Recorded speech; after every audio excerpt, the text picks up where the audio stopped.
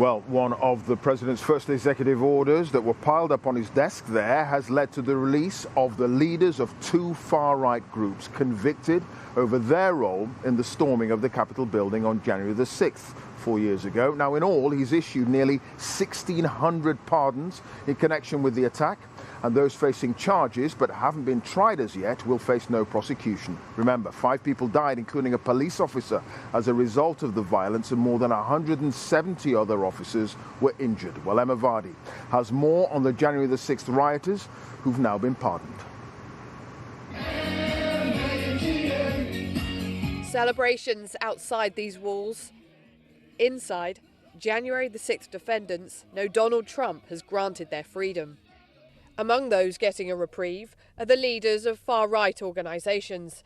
Stuart Rhodes from the group The Oath Keepers, this morning released from an 18-year sentence. Look to your left and look to your right. Enrique Tarrio, the leader of the Proud Boys, had been serving 22 years. Today, he's a free man along with other members. These came to be some of the defining images of the riots. The man known as the Shaman now has his criminal record wiped. I got the news from my lawyer when I was at the gym, and I walked outside and I screamed freedom at the top of my lungs and then gave a good Native American war cry. The disorder that unfolded at the Capitol that day was unprecedented. More than 200 police officers were injured, while politicians and civil servants barricaded themselves inside. Police officer Michael Fanone was on duty. I made my way to the front of that police line and was eventually pulled from the line, dragged out into the crowd, beaten severely.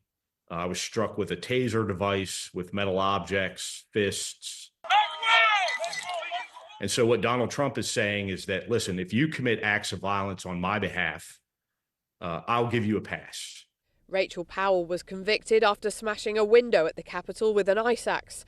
Today, she was released after a year behind bars. Most of us went there thinking it would be a regular day, a regular protest where you chant and you go home. And unfortunately, it wasn't that. The pardons issued by Donald Trump, releasing people from jail, go further than many were expecting, including controversial and divisive figures. But out here, they're welcomed as heroes. Ben Pollock marched to the Capitol that day with his family. He's still waiting for his son and daughter to be released. You know, our lives have been stolen from us for the last 4 years, and it's paid a toll on many families. And when we walked down there to the Capitol, we were peaceful. Do you have any regrets about that day? Absolutely not. I was there on January 6th.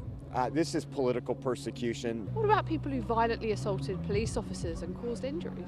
Well, you can say violently assaulted, but my question to you, do you watch the videos where officers are beating people on the ground? It marks a sweeping use of Donald Trump's new powers in relation to one of America's darkest days. Emma Vardy, BBC News, Washington, D.C. Central Jail.